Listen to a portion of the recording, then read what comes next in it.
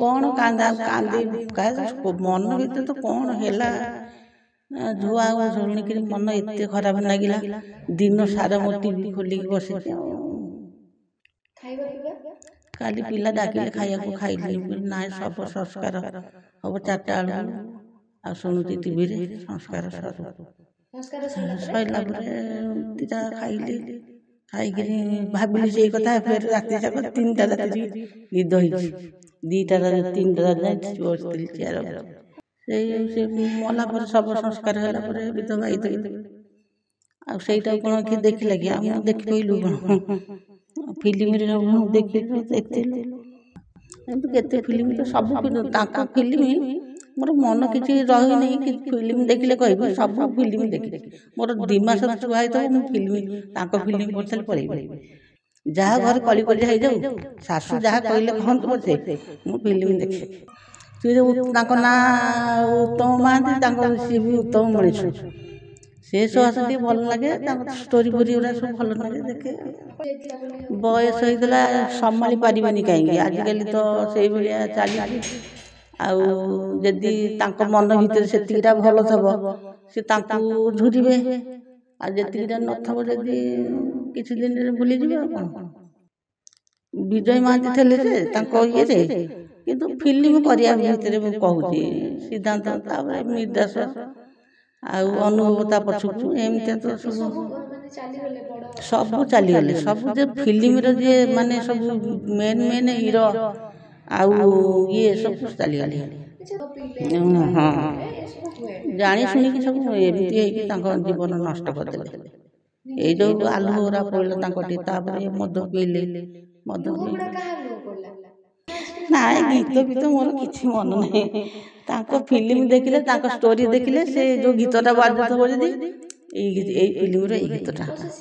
ଆଜି ମୁଁ 2 ଦିନରେ ହସିଲି ତମ ପାଖରେ, କିନ୍ତୁ ମନ ଭାରି ଦୁଃଖରେ ବସିଥିଲି। ନା କାନ୍ଦୁଥିଲି। ମୁଁ ଗୋଟେ ଯାହା ହଉ ଆମ ନହେଲେ ପଛେ ଆମେ ତ ଦେଖୁଥିଲୁ ନା ସେ ଲୋକ ସାଙ୍ଗେ ଆମେ ସେ ଚିହ୍ନା ପରିଚୟ। ଆମର ସେ ଲୋକ ଗୋଟେ ବନ୍ଧୁ ସମ୍ପର୍କ ଏମିତି ଗୋଟେ ମନ ଭିତରେ ରହିଯାଇଥିଲା ବୋଲି ସେଇଟା ବାହାରେ ସବୁ ଆସିଲା କୁହା ହେଲା। ଇଏ ହେବା ଗଲା ଆଉ ସିଏ ସୀତା କ'ଣ ଆସିପାରିଲା ନା ବିଧବା ଲୋକଙ୍କ ପାଖରେ ହେଇପାରିଲା? ସିଏ ତାଙ୍କ ଭିତରେ ତାଙ୍କ କାମ ହେଇଥିବ ନା। ଆଉ ସେଇଟା କ'ଣ ସମସ୍ତେ ଦେଖିପାରିଲେ? କିନ୍ତୁ ସେଇଭଳିଆ ଷ୍ଟୋରିଟା ହେଲା। ସେଇ ଉଦଣ୍ଡି ସୀତା ଭଳିଆ ମାନେ ତାଙ୍କ ଇଏ ବଳଠୁ ଫଟୋ ଯେ ମରିଆ ଯାଏ ଯୋଉ ଫଟୋ, ସେଇ ମଣିଷ କେତେ କେତେ ବଦଳିଗଲା। ସେଇ ରୋଗ ଖାଇଗଲା। ମଦ ଆଉ ମଦ ନ ଖାଇଥିଲେ କାହିଁ ସେ ମରିଥାନ୍ତା? ମୋ ନାଁ ସୁଲୋଚନା, ଝାରପଡ଼ା। କାଲି ଉତ୍ତମ ମହାନ୍ତି ଚାଲିଗଲେ।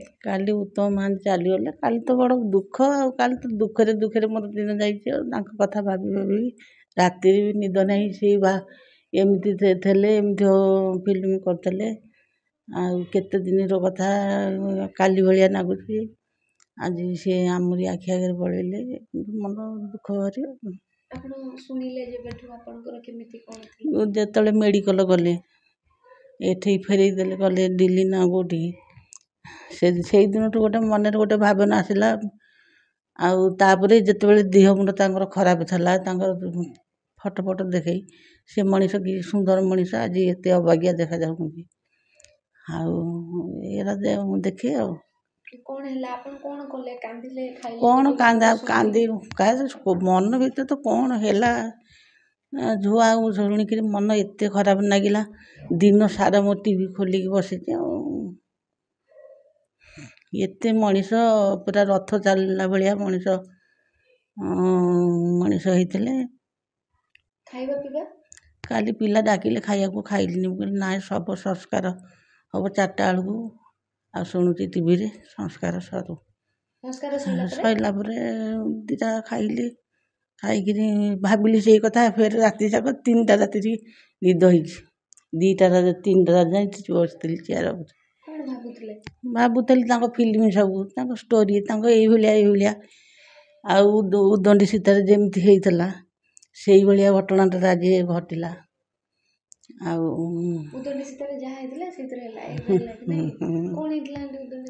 ଉଦଣ୍ଡି ସୀତାରେ ଯେଉଁ ବିଲିଆନ ତାକୁ ମାଇଲେ, ଆଉ ସୀତା ବିଧବା ହେଲେ, ଆଉ ବାଲିପିଣ୍ଡ ଦେଲେ, ଆଉ ସେଗୁଡ଼ା ସବୁ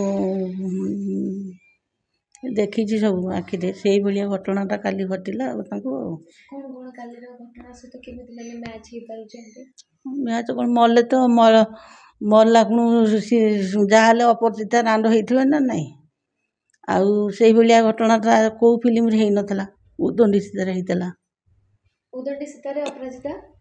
ବିଧବା ହେଇଥିଲେ। ସେଇଭଳିଆ ଘଟଣାଟା ହେଇଥିବ। ସେ ମଲା ପରେ ଶବ ସଂସ୍କାର ହେଲା ପରେ ବିଧବା ହେଇଥିବେ। ଆଉ ସେଇଟାକୁ କ'ଣ କିଏ ଦେଖିଲା କି? ଆଉ ମୁଁ ଦେଖିପାରିଲୁ କ'ଣ? ଫିଲ୍ମରେ ସବୁ ଦେଖିଥିଲୁ। ପ୍ରଥମ ଫିଲ୍ମ ଦେଖିଥିଲି ଯେଉଁ ରାମାୟଣ।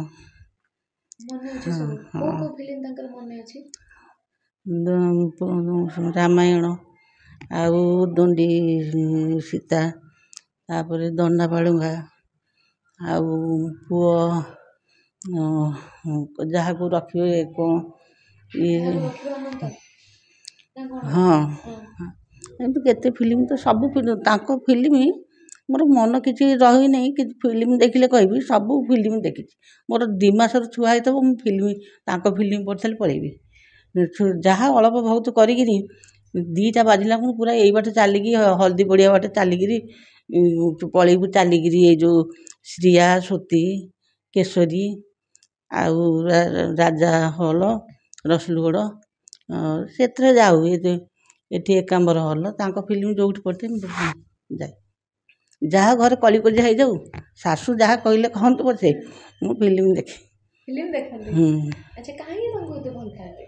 ମନ ଭିତରେ ତ ଗୋଟେ ଭଲ, ସେ ଯେଉଁ ତାଙ୍କ ନାଁ ଉତ୍ତମ ମହାନ୍ତି, ସିଏ ବି ଉତ୍ତମ ମଣିଷ। ସେ ସହଜ ଟିକେ ଭଲ ଲାଗେ, ତାଙ୍କ ଷ୍ଟୋରି ଫୋରି ଗୁଡ଼ା ସବୁ ଭଲ ଲାଗେ ଦେଖେ। ନା, ଦେଖିନି। ଇଚ୍ଛା ଥିଲା ଯେ ଆଉ ଇଚ୍ଛା ସିଏ କେଉଁଠି ଆକାଶରେ, ମୁଁ ପାତାଳରେ, ମୁଁ ଦେଖିପାରିବି ତାଙ୍କୁ। ଦେଖିଥିଲେ ଆଉ କ'ଣ କହିଥାନ୍ତି, ଦେଖିଥାନ୍ତି ପାଖାପାଖି ଟିକେ ଦେଖିଥାନ୍ତି, ରହିଥାନ୍ତି ମନ ଭିତରେ ଇଏ କରିକି ନା। ଆଉ କ'ଣ ବନ୍ଧୁ ସମ୍ପର୍କ ହେଇପାରିଥାନ୍ତା ନା, ଆଉ କ'ଣ ଗୋଟାଏ ସାଙ୍ଗ ସମ୍ପର୍କ ହେଇଥାନ୍ତା ନା, କ'ଣ କହିବି।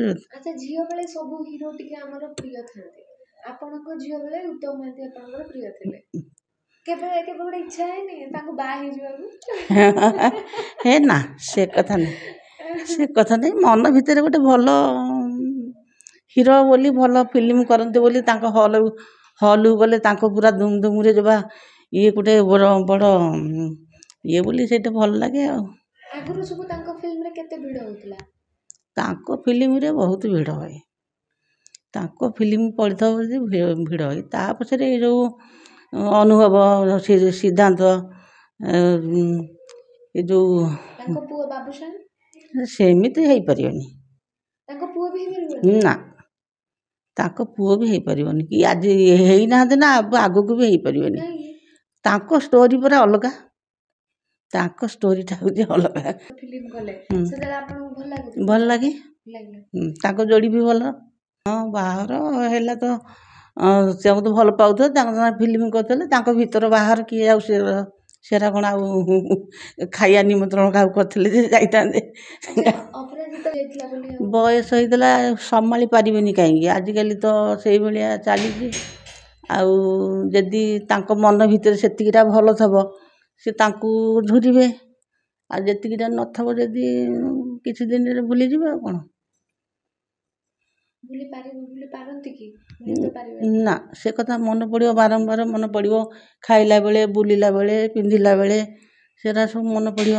ଯେଉଁଗୁଡ଼ା ସବୁ ଦେଇଛନ୍ତି, ଯେଉଁ ସୁଖ ଗୁଡ଼ାକ, ସେଟା କ'ଣ ଭୁଲି ହେବ? ଆଉ ଯେଉଁ କେତେ ଫିଲ୍ମ ଅଛି, ସେଟା ମୁଁ କହିପାରିବିନି।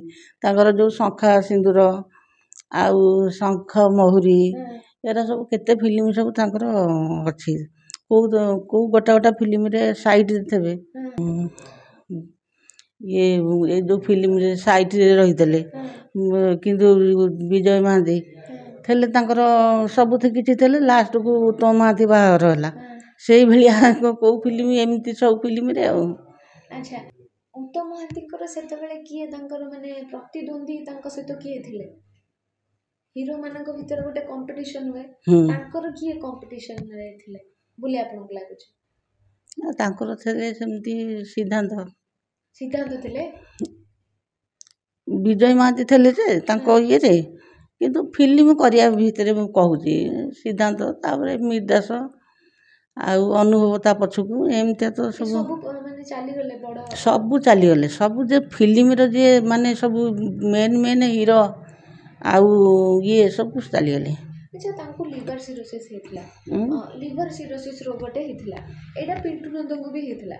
ଏଇଟା ମାନେ ଅଧିକ ମଦ ପିଇଲେ ଏସବୁ ହୁଏ, ଜାଣି ଶୁଣିକି ସବୁ ଏମିତି ହେଇକି ତାଙ୍କ ଜୀବନ ନଷ୍ଟ କରିଦେଲେ। ଏଇ ଯେଉଁ ଆଲୁ ଗୁରା ପଡ଼ିଲା ତାଙ୍କଠି, ତାପରେ ମଦ ପିଇଲେ। ମଦ କାହାର ଲୁହ ପଡ଼ିଲା?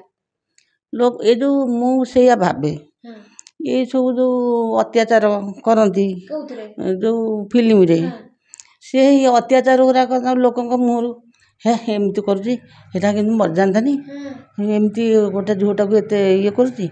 ଏଇଗୁଡ଼ା ଏଇ ଯେଉଁ ମୀନକେତନ, ତାପରେ ଯେଉଁ ଇଏ ଯେଉଁ ଏମିତି କେତେ, ମିହିର ଦାସଟା ସେତେ କରେନି ଭିଲିଆନ ରୋଲ୍। ସେତେବେଳେ ମିହିର ଦାସ ହିରୋ ଥିଲା, ତାପରେ ଭାଇ, ତାପରେ ବାପା, ଏମିତି। ଆଉ ଭିଲିଆନ ଅଭିଶାପ ଦିଅନ୍ତି ଲୋକମାନେ, ଦେଖିଲା ପରେ ତ ଭଲ ମନ୍ଦ ବାଛିକି ତାଙ୍କ ମନ ଭିତରେ ରଖନ୍ତି ଆଉ। ସେଇ ଲୁହଟା ପଡ଼ିଥିବ ବୋଲି। ଉତ୍ତମ ମହାନ୍ତି ତ କିଛି ସେମିତି କନ୍ଦେଇ ନଥିଲା। ନାଇଁ କନ୍ଦେଇ ନଥିଲା, ସେଇ କନ୍ଦେଇ ନଥିଲା, ଆଜି ଘଟଣା ତାକୁ ଅଧିକା ଘଟିଛି। ସେ ଅଭିଶାପ, କାହା ଅଭିଶାପରେ କ'ଣ ହେଇନ୍ତି କି ତାଙ୍କ ଛାଁରୁ ସେ ମଦ ଖାଇ ଜୀବନ ନଷ୍ଟ କରିଛନ୍ତି। ଏ ମଦ ଖାଇକିରି ଜୀବନ ନଷ୍ଟ କରିଛନ୍ତି। ଯେଉଁ ଫିଲ୍ମରେ ଲୋକ ଭଲ ବୟସଟା କ'ଣ ହେଇଯାଇଥିଲା ତାଙ୍କର, ଆଉ 15-20 ବର୍ଷ ପାଇଁ ଥିଲା। ସିଏ ତାଙ୍କ ଜାଣି ଶୁଣିକିରି ତାଙ୍କ ଜୀବନକୁ ସବୁ ନେଲେ। କାହିଁକି ମାନେ ଏମିତି ଆମେ ଯାହାକୁ ବହୁତ ହିରୋ ବୋଲି ମାନୁ, ସେମାନେ ରିଅଲ ଲାଇଫରେ ଏଗୁଡ଼ାକ କରନ୍ତି, ତାପରେ ହିରୋ ମାନିବାକୁ ଇଚ୍ଛା ହୁଏ। ହିରୋ ଆଉ ସିଏ ଅଲଗା, ଇଏ ଅଲଗା। ହିରୋଟାକୁ ଦେଖିଲେ ଆମେ ହିରୋ ଭଳିଆ କହିବା, ତା ଭିତରେ ସେ ଯଦି ମଦ ଖାଇକିରି ଏମିତି ହେବେ, ସେଇଟାକୁ ଆମେ କ'ଣ କହିବା? ଭଲଟାକୁ ଦେଖୁଛେ, ଖରାପ କେମିତି କହିବା? ତାଙ୍କଠୁ କିଛି ଶିଖିବେନି? ଯଦି ଶିଖିକି ହେଇପାରେ, ସେଇ ଜେଜେବାପାର ଯଦି କଳା ଥବ, ଯଦି ଆସିପାରିବ ଆସିପାରିବେ, ନହେଲେ ବାବୁସାନ ନେଇପାରିବେନି। ଆଚ୍ଛା, ତାଙ୍କ କେୟାର କ'ଣ ପୁଅ ବୋହୂ ନେଉନଥିବେ ବୋଲି ଲାଗୁଛି କି ଆପଣଙ୍କୁ? କେଜାଣି, ଆଜିକାଲି ତ ବୋହୂମାନେ ଯେତେ ଯାହା ହଉ ପଛେ ପୁଅ ବୋହୂ ପଚାରୁନାହାନ୍ତି। ତାଙ୍କ କେୟାର ନେଲେ କି ନ ନେଲେ, ଆମେ ବଡ଼ ଘର ଗୁମର କଥା, ସେଟା ଆମେ କେମିତି ଜାଣିବୁ? ଯଦି ଆଜି ଭଲ ଥିଲେ, ରୋଜଗାର କରୁଥିଲେ, ଭଲ ଦେଉଥିଲେ, ଭଲ ପିନ୍ଧୁଥିଲେ, ଆଜି ଯଦି ସେ ତ ନ କରିପାରିଲେ, ରୋଗ ହେଲା, କରିବା ପାଇଁକି ଘୃଣା କଲେ, କି ସେବା କରିବା ପାଇଁକି ପୁଅ ବୋହୂ ଯେମିତି ହେଲେ ଇଏ କରୁଥିବେ, ସେଟା ଆମେ କାହିଁ ଜାଣିବୁ? ସବୁ ଘରେ କିନ୍ତୁ ଏଇଗୋଟା ହେଉଛି। କେମିତି କରିଦେବା, କେଉଁ ପୁଅ ବୋହୂ ମା' ବାପା ବୋଲି କରୁଛନ୍ତି, ସବୁ ପୁଅ ବୋହୂ ସେତେ ମା' ବାପା ପ୍ରତି ରହୁନି, ସ୍ନେହ ମମତା ରହୁନି। ଆଜି ଆମକୁ କେତେ କଷ୍ଟ କରିଥିଲେ, କେତେ କଷ୍ଟ କରି ପାଠ ସାଠ ପଢ଼େଇ ମଣିଷ କରି ଚାକିରି ବାକିରି କରିଛୁ, ଆଜି ଆମ ବାପା ମାଆକୁ ସେଇଆ ଦେଖିବେ ବୋଲି କେଉଁ ପୁଅ ବୋହୂ କରୁନାହାନ୍ତି। ଆଉ ସେଇଆ ତ, ଆଉ କ'ଣ ଆଉ ନାଇଁ, ଗୀତ ଫୀତ ମୋର କିଛି ମନେ ନାହିଁ। ତାଙ୍କ ଫିଲ୍ମ ଦେଖିଲେ, ତାଙ୍କ ଷ୍ଟୋରି ଦେଖିଲେ, ସେ ଯେଉଁ ଗୀତଟା ବାଜୁଥିବ, ଯଦି ଏଇ ଫିଲ୍ମର ଏଇ ଗୀତଟା, ନାଇଁ ମୋତେ କୁହନି ଯେଉଁ ଆଜି ମୁଁ 2 ଦିନରେ ହସିଲି ତମ ପାଖରେ, କିନ୍ତୁ ମନ ଭାରି ଦୁଃଖରେ ବସିଥିଲି ମୁଁ। ନା, କାନ୍ଦୁଥିଲି। ଗୋଟେ ଯାହା ହଉ, ଆମ ନହେଲେ ପଛେ ଆମେ ତ ଦେଖୁଥିଲୁ ନା, ସେ ଲୋକ ସାଙ୍ଗେ ଆମେ ସେଠି ଚିହ୍ନା ପରିଚୟ, ଆମର ସେ ଲୋକ ଗୋଟେ ବନ୍ଧୁ ସମ୍ପର୍କ, ଏମିତି ଗୋଟେ ମନ ଭିତରେ ରହିଯାଇଥିଲା ବୋଲି ଆଜି ଦୁଃଖ ଲାଗିଲା ଆଉ। ସେଇଆ ହେଲା, ସମାନ। ସେଥିରେ କ'ଣ, ସେଇଟା ହେଲା ପୁରା ପରିଷ୍କାର ଦେଖେଇଲା, ଫିଲ୍ମ ଦିହରେ ଦେଖିଲି। ଏଇଟା ସେଇଟା ବାହାରେ ସବୁ ଆସିଲା, ଥୁଆ ହେଲା, ଇଏ ହେବା ଗଲା, ଆଉ ସିଏ ସୀତା କ'ଣ ଆସିପାରିଲା ନା ବିଧବା ଲୋକଙ୍କ ପାଖରେ ହେଇପାରିଲା? ସିଏ ତାଙ୍କ ଭିତରେ ତାଙ୍କ କାମ ହେଇଥିବ ନା, ଆଉ ସେଇଟା କ'ଣ ସମସ୍ତେ ଦେଖି ପାଇଲେ? କିନ୍ତୁ ସେଇଭଳିଆ ଷ୍ଟୋରିଟା ହେଲା, କୋଉଭଳିଆ ସେଇ ଉଦଣ୍ଡି ସୀତା ଭଳିଆ। ଆଙ୍କ ଲାଇଫର ହୁଁ ଷ୍ଟୋରିଟା ହେଲା। ହୁଁ ଆଚ୍ଛା, ଆଉ ଦେଖିବାନି ତାଙ୍କ ଫିଲ୍ମ ଏବେ ଟିଭିରେ ଆସିବ? ହଁ ହଁ, ଆଜି ଦେଖୁଥିଲି ବା, ଯେଉଁ ଆଜି ଏଇନା ଦେଖୁଥିଲି 2ଟା ବାଜିଲା କ'ଣ ଉଠିକି ଦୁଇଟା ଖାଇଲି, ଦେଖୁଥିଲି ସବୁ ଦେଖଉଛି ତ ଏଥିରେ ଆଉ ନନ୍ଦିଘୋଷ ଟିଭିରେ। ମାନେ ତାଙ୍କ ଇଏ ବଳଠୁ ଫଟୋ ଯେ ମରିଆ ଯାଁ ଯେଉଁ ଫଟୋ, ସେଇ ମଣିଷ କେତେ ଏରିକେରେ କେତେ ବଦଳିଗଲାଣି। ସେଇ ରୋଗ ଖାଇଗଲା ଆଉ। ମଦ ଖାଇଗଲା କି? ମଦ, ଆଉ ମଦ ନ ଖାଇଥିଲେ କାହିଁ ସେ ମରିଥାନ୍ତେ?